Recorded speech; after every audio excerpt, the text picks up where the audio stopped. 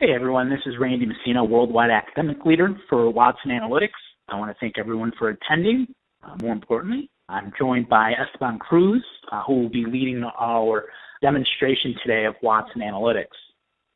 So just wanted to start off with a quick overview of what Watson Analytics is, how we're using it in higher education today, and then obviously spend the rest of our time demonstrating the key features and functionalities of what makes Watson Analytics special in today's higher education field.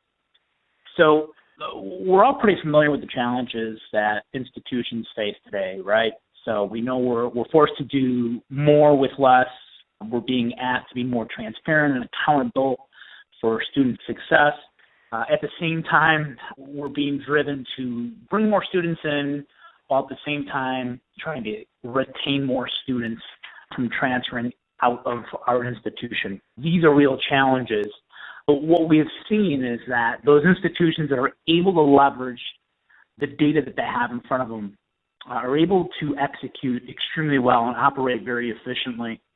So in a nutshell, those institutions that are able to leverage all the information they have at their fingertips, whether it be financial aid software like your academic works, Banner, Blackboard, colleague, student and financial data, your enrollment data, social media. This is powerful.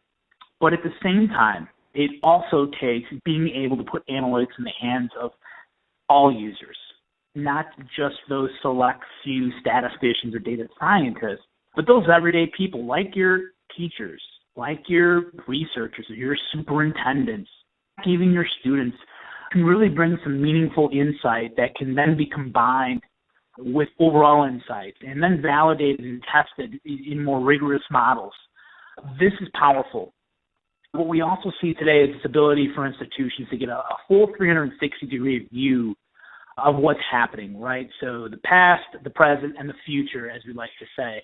This truly are defining distinctions amongst institutions that operate effectively. So as we go through this demo today, I really want people to start to ask themselves, what ifs, right? So what if we knew which alumni could donate or when they would donate? Well, what if we knew which students we could identify were at risk of dropping out and when? And how could we intervene? And obviously, what does our most successful student look like? And how do we prospect those students with little budget and resources that we do have? In a smarter campus, in which student outcomes are optimized and ever improving, this is extremely important. So what is it? What is Watson Analytics? Watson Analytics is truly about smart data discovery. It's a cloud-based analytics service that, in essence, enables a user to be what we call a citizen data scientist.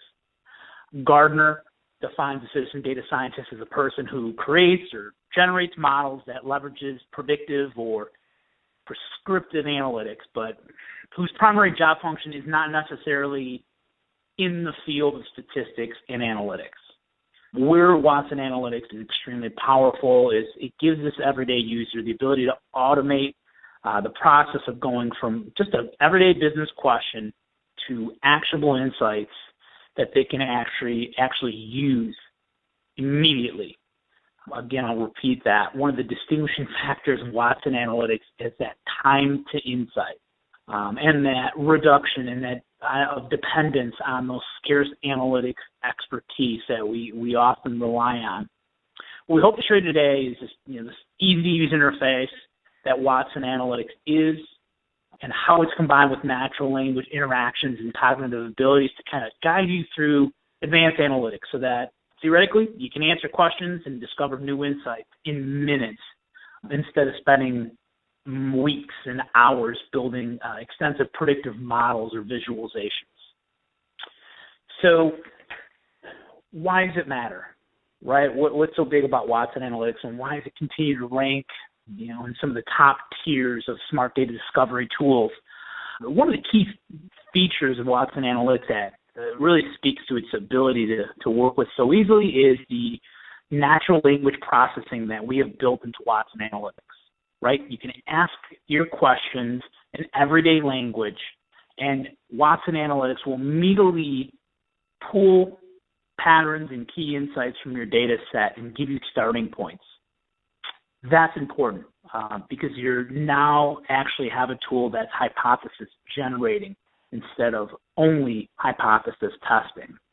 The other key feature of Watson Analytics are its predictive capabilities, which is very meaningful, right? I've always said, what's the power of putting up a pretty picture if there really is no beef behind it?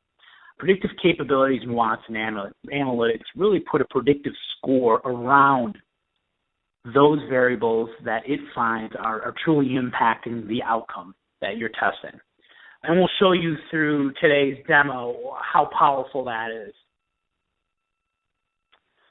So as we know, analytics can truly deliver a lot of value within your organization. I've talked about some of those things, but they extend out as well. They extend out into your operations, right? That ability to manage your workforce, tie those to the institutional goals that are there, as well as helping in curriculum planning, really seeing that course sequencing and looking at historically how have successful students done so. This is truly important, and as we see Watson Analytics being built into more and more programs and curriculums throughout the world, we're really seeing a lot of these other use cases come about, and that's pretty powerful. I will say, in this short year that Watson Analytics has been around, I've really seen three reoccurring themes where Watson Analytics has been able to be pretty powerful. The first one is that ability to help with retention rates. That second use case is being able to recruit those right students, so help with admissions. And then thirdly, that ability to help with donor management. How do I engage with my alumni and ideally, garner, significant gifts from those donors year over year. So I wanted to spend a quick minute on student retention, right, and really focusing in on what Watson Analytics can do. Because what we really find is if you're able to capture a lot of the data in your information, your student management system, Watson Analytics is great at uncovering unexpected patterns and trends in your data that you may or may not have shown or rather seen. But aside from that, it's that ability to put together business rules and give everyday users that ability to make quick decisions based on these insights that they're finding in minutes. And it's important to note here that this is where that analytics continuum begins, right? So you now have hundreds of people in your institution that are able to do some type of analytics. And that ability to get quick insights, but also to say, hey, we think we might have found something. Can you take this, data scientists, run this under maybe something more rigorous, and really test our hypothesis? This is huge, right? So we now have this ability to take our data scientists, which are our scarce resources, and have them focus on those mission-critical things, and supplement Watson Analytics with some of our other analytics tools, like SPSS Modeler. In essence, when it comes to retention, we're able to predict student success extremely well.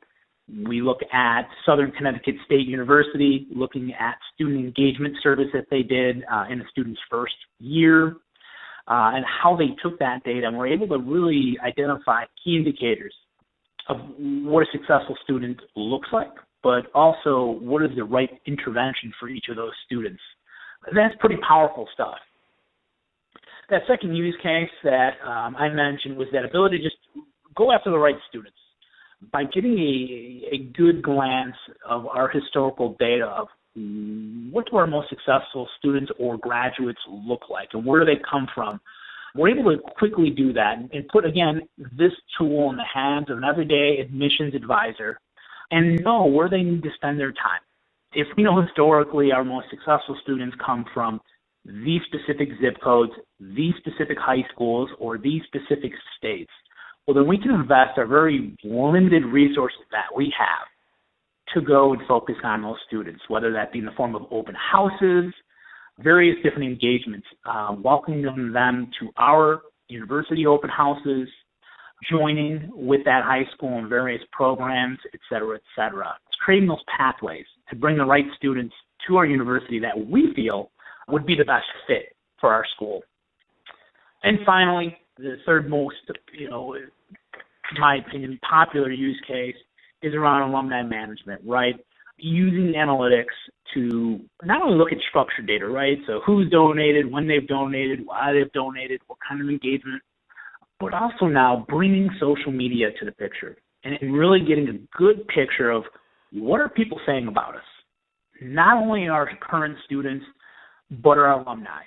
And how does that really shape what people think about our university and how, what kind of impact it's made on their career. In essence, those are critical things that can truly dictate how much and who is going to donate to your university. Watson Analytics has been really good at really helping to optimize a development officer's portfolio. So they know who to spend their time with and what kind of different engagement offers to really bring to that student to kind of personalize that alumni interaction. Again, social media has been really important with this group, but this idea of, again, bringing quick insights and trends and opportunities to the surface before month-long predictive models are built and dashboards are created. This is the power of Watson Analytics. So talking about quite a number of things, right? What is Watson Analytics? What are some of those use cases in higher education? I hope I've done a good job of summarizing that, but this really, again, this slide summarizes quite a bit. The ability to take all those mounds and mounds of data you have at your fingertips today, get some quick insights, bringing that to many, many more people just because of how easy this software tool is, making that those key insights actionable, making quick decisions, taking many, many, many more assumptions we're able to now get and taking that to a trained data scientist or statistician to say, test my hypothesis. We think we found something that you might have not have thought about or found in one of your predictive models. Pretty powerful, and now I actually will turn it over to Esteban, who will show you these features and functionalities and truly how easy this tool is to work with. Thank you. In this demonstration, I'm going to assume the role of a director of admissions at a university located within the state of Montana to show you how brilliant Watson Analytics is as it helps you uncover key insights and communicate them to the people that matter. So, in our last board meeting, there was a long discussion about student retention. After members read an article about how retaining students is important in terms of both profit and school ranking. The school year has come to an end, and we need to better understand what is influencing our student retention. So I took action and gathered the student retention data from this past year's first-year class. In this data set, we have various fields containing information on our first-year students. For example, which college they attended, gender, overall GPA, infirmary visits, and whether or not they were retained. As the director of admissions, I would normally have sent this request off to a data analyst to make sense of the results. With Watson Analytics at my fingertips, I can do just that and more. Now, the first step in interacting with Watson Analytics would be to upload a data set. I can upload this data set from my local computer from an Excel file.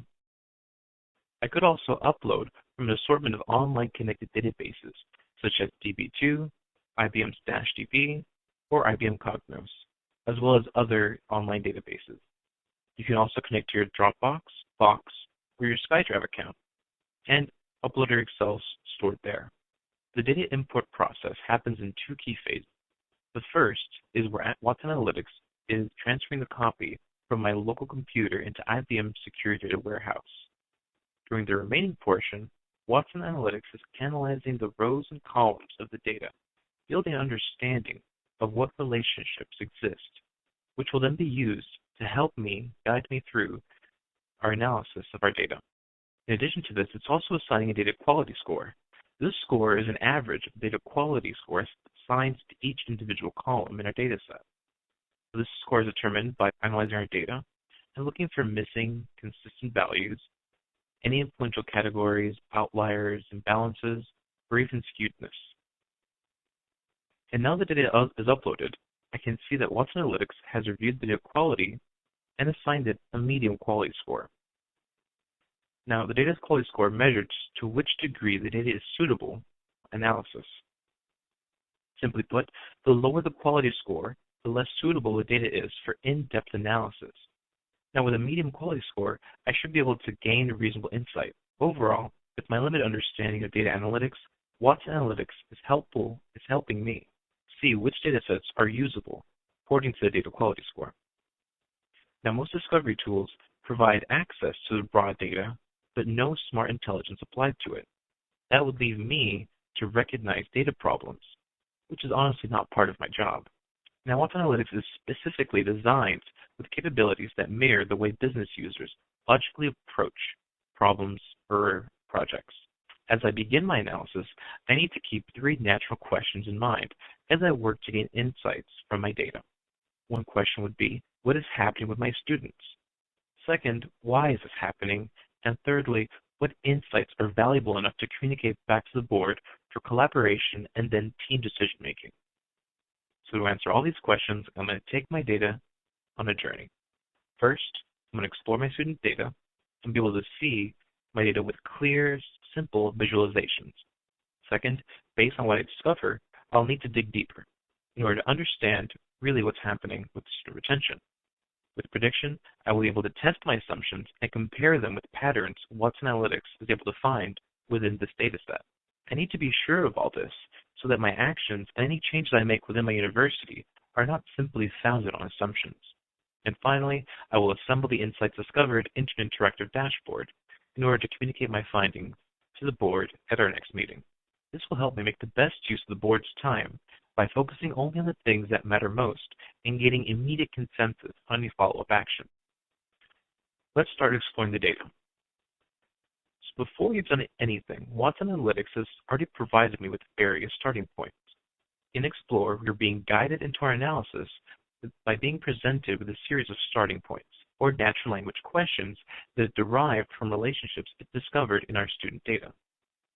For example, what are the values of expected four-year revenue by state? That wasn't the first thing I was thinking of, but Watson Analytics' cognitive assistance has presented this to me, and it's actually pretty interesting. Quickly, and without any additional input, Watson Analytics was able to understand the question and see the data points related to it. It's now able to show me a geographic map of the U.S. In this case, the darker the state color, the higher the expected four-year revenue. First, we can see that students coming from California, Texas, Colorado, and Pennsylvania bring in the most revenue, whereas students coming from the lighter shaded states bring in less revenue. In this case, I want to add to this visualization to get an idea of exactly how many students are attending my university from each state. I can now see that even though some of these states have a larger number of students, revenue is not really directly correlated. This could be because the majority of students from these states have received financial aid or some type of scholarship. Now, this information is really interesting, and I appreciate Watson Analytics for guiding me into this insight. I need to refocus now on my main question. What is driving student retention, and what is the situation around it? At this point, I can simply pose a natural language question and see a list of relevant starting points that will be returned. I'll go ahead and ask Watson Analytics, how many students are being retained? Watson will employ a cognitive approach to interpret the intent of my question, and then it is translated to various starting points based on the data I've made available. The resulting starting points are always ordered by their relevance, the most relevant being in the top left and the least relevant in the bottom right. Additionally, Watson Analytics displays a hint of how to best visualize the data to answer this question. We can see that most of the relevant starting points have already been filtered to see only those retained students. With very little effort from my part, I can see that a little over 5,000 students are being retained. Inversely, if I wanted to see how many students were not retained, I can simply remove the filter from the bottom left-hand corner. Now I can see a quick comparison of retained versus not retained students. And we can see that in this case, we have about 1,000 students that have left our institution. Now I'm curious to see if housing has an effect on retention. I can see now that Watson Analytics is telling me that out of the retained students, on-campus housing has the most retained students. And out of those students not retained, off-campus housing seems to be the highest trend. Let's collect this to use later when I want to communicate back to the board. And at any point, if I wanted to change the visualization, I could simply go to the Change Visualization settings and change to one of the recommended or other views. Now, housing is a pretty new and compelling insight that hasn't really been discussed before. This analysis needs to be looked in more detail by one of my team members. And very easily and quickly, I can share just this. From the share icon, I'm able to send this visualization as a JPEG, PowerPoint, or PDF. And this can be done through email or shared out to social media. Now, let's say I have other colleagues using Watson Analytics on the same tenant as me. I would be able to send a direct link to this Explore section, or Predict, or an Assemble, and give them permission to view or edit as they wish. If you haven't noticed, Watson Analytics has been continuously suggesting new ways to view my data through the Insight bar on the top of the screen. There are a great set of additional insights. It will always be contextually aware of the data you're viewing and always suggesting new insights, no matter the field. But before I continue, I want to highlight the fact that throughout this entire exploration process, I was never presented with a blank screen. Watson Analytics always suggesting either a new insight or related insights to whatever I was viewing. But let's say I wanted to modify my data set through either filtering, adding data groups, or adding hierarchies. Once my data is loaded to Watson Analytics, I never need to leave the environment, with data prep being built right in. This can be found in the Refine section by selecting the data set and going to Refine.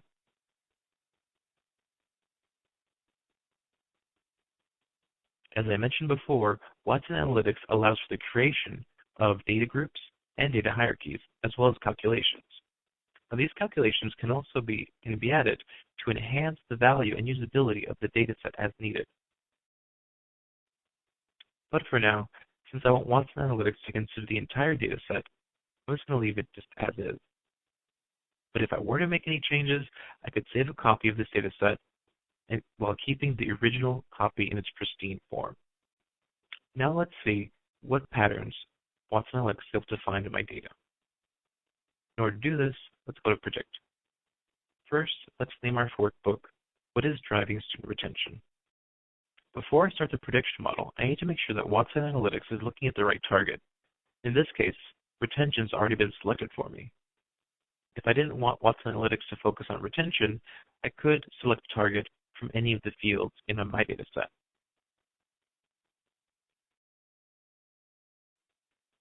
Watson Analytics is now running an advanced set of algorithms and statistics against our data to explain what variables are truly influencing student retention. Now, Watson Analytics is performing all of this array of statistical tests faster than I could talk to one of our data scientists or data analysts about what I'm trying to do. As you can see, it's working pretty hard to get the results computed quickly.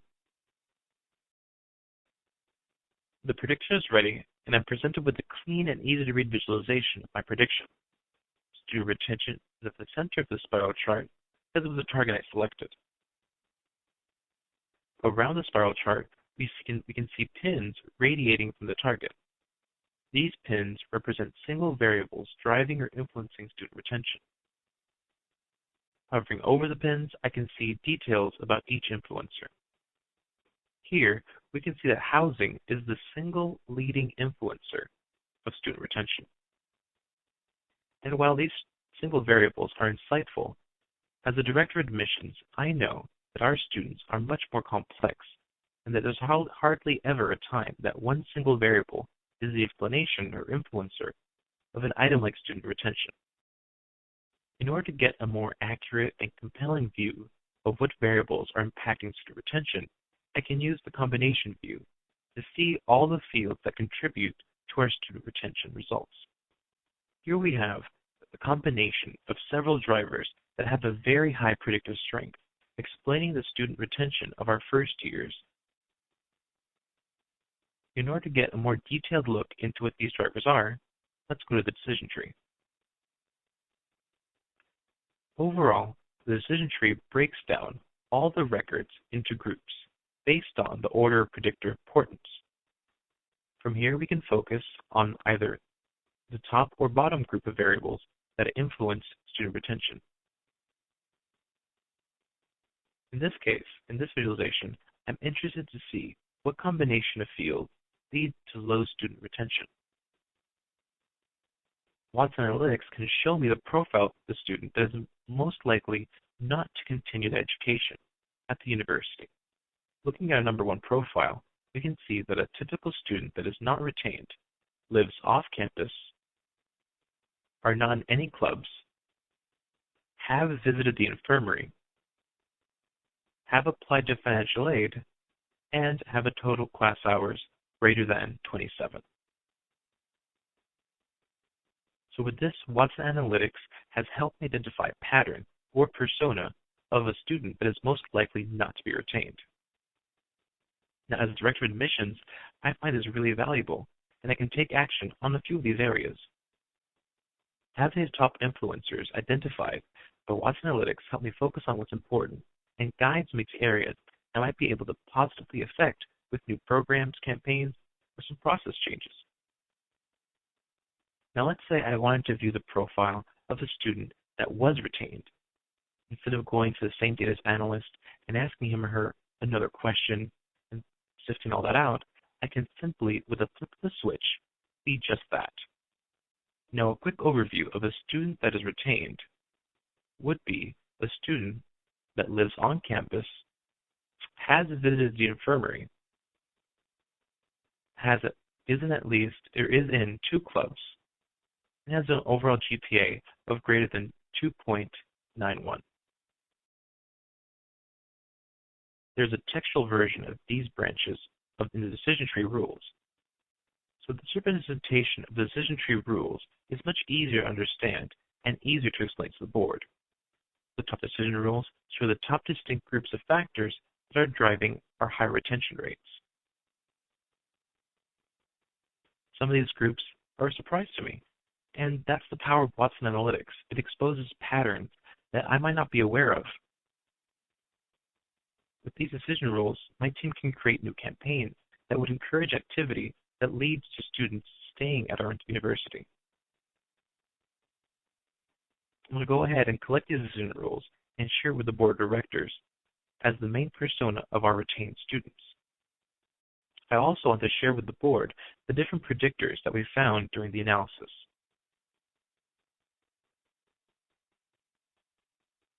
The predictor importance shows what variables influence our student retention.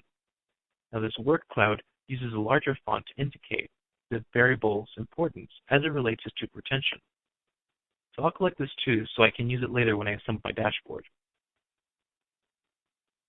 Now as you can see, I was able to quickly create a model of impactors of student retention and then easily find compelling results that explain what's driving student retention so that we as a university can make changes to impact it. Now, this helps out a lot.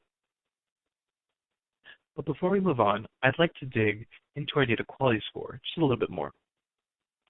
Now, data quality is always a concern when running predictions and analysis. Watson Analytics turns this concept of data quality into an easy-to-consume data quality report, which highlights interesting anomalies, missing and consistent values, influential categories, imbalances, and skewedness. Now, this information can be used to go back into the refine and make additional changes to the dataset to improve our confidence in the predictions that we make. The last step for me is to assemble all the insights I discovered into an interactive presentation, so I'll be able to share my story to the board at our next meeting. To do this, I'll just take the same dataset we've been using and start an assemble. Let's call this assemble student retention findings.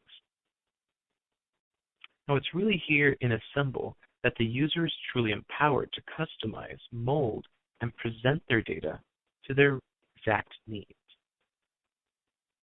One could create a simple dashboard or even an infographic. But for my presentation, I'm going to go ahead and select this template. We saw earlier that Watson Analytics was able to create a map, like expected for your revenue by states. We'll create a map like that, based on for your revenue by state. First, we'll find states, drag it to our box, and it'll create a list of states. We'll then add for your revenue on top of that. With states and expected revenue in the same visualization, Watson Analytics is able to automatically update this to a map. Let's continue to the next step by looking at retention and housing by rows. This way, we'll be able to see how retention is affected as we filter our dashboard.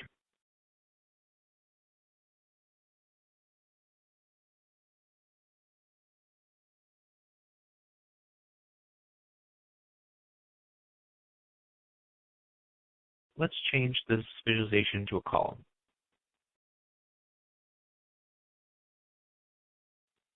Now, let's pull in some of the content that we've collected along the way. In this case, our retained student profile. Also, as we noticed from our prediction model, club membership is a key insight to pass along to the board. So let's go ahead and create a visualization. In this case, I have a type of visualization in mind. So I'll go to the visualization tile, select a radial visualization. In this one, our categories will be club memberships, while the values will be rows. Another strong influencer we saw in the prediction model was the infirmary visits. So in order to best visually represent this, let's create another radial chart. This time, just a little bit longer. Again, I'll go to the visualization tile, select radial, and in this one, our two inputs are going to be infirmary visits and, again, rows. And lastly, for the last tile, I want to make sure I'm keeping an overall idea of how many students are being considered while I'm filtering. So I'm going to go ahead and put in our total amount of rows for students in the top right. Now we just need to change that to a quick summary. The true beauty behind this dashboard is how easily you can interact with it. So for example, I can choose a state, and all other visualizations will change in order to reflect the filter that is this specific state. Inversely, I could select the number of clubs, and the rest of the visualization will follow suit and apply the filter appropriately. And since we're sharing this with the board, we need to make sure we add a few titles to our dashboard so that our board understands what visualizations we're talking about and what they're telling them. I'll start by adding the title to the map visualization. In this case, we'll call it Expected For-Year Revenue by State.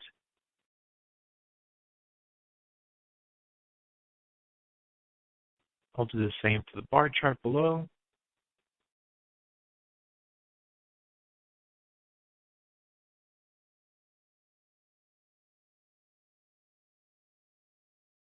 As well as club memberships,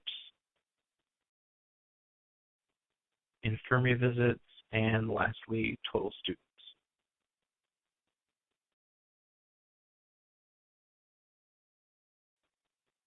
And in order to continue with consistency, I'll just remove the label underneath. Finally, the last thing to do is to rename the dashboard, Retention Overview. We can now easily bring our results of our explorations and predictions back to the board. But before I present this back, I want to make sure that when I tell them my story, they'll be able to be focused on what I want to tell them. So maybe I should control what is being displayed and have the dashboard built out in front of me in order to focus their attention. That way, I'll be able to convey the message exactly how I want it to be delivered. So what I'm doing is creating a story that actually represents the chain of thoughts and discoveries I had during my analysis. Again, that's very easy and compelling to do. In this case, the map of expected for-year revenue will be the first thing I want to present, as it gives a good baseline to the presentation.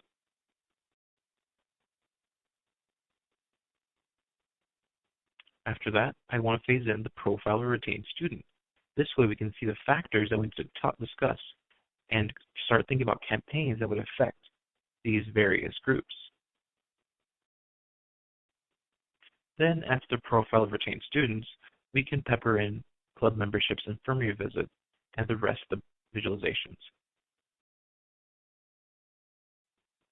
So let's have a look at how this is going to be presented.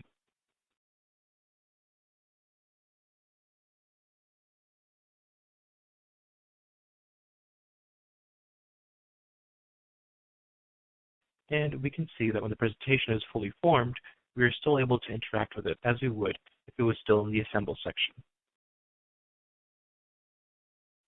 And to recap, that was a brilliant way of taking the data I had put into Watson Analytics, dig deeper into the retention data with very simple natural language dialogue.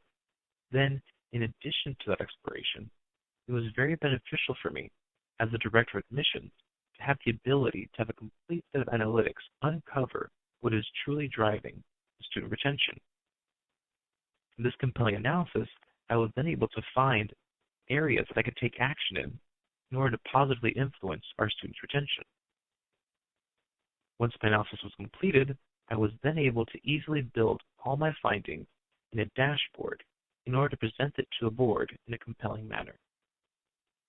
And finally, I took it one step further by putting it into a story, which will allow me to present my findings in the most natural step-by-step manner. This way, when I'm presenting to the board, I'll be paying attention to my message rather than analyzing the dashboard behind me, ensuring that I'm able to have the focus on the point that I want to make. All of this done with no technology to overcome, no requirements, and no training. And that's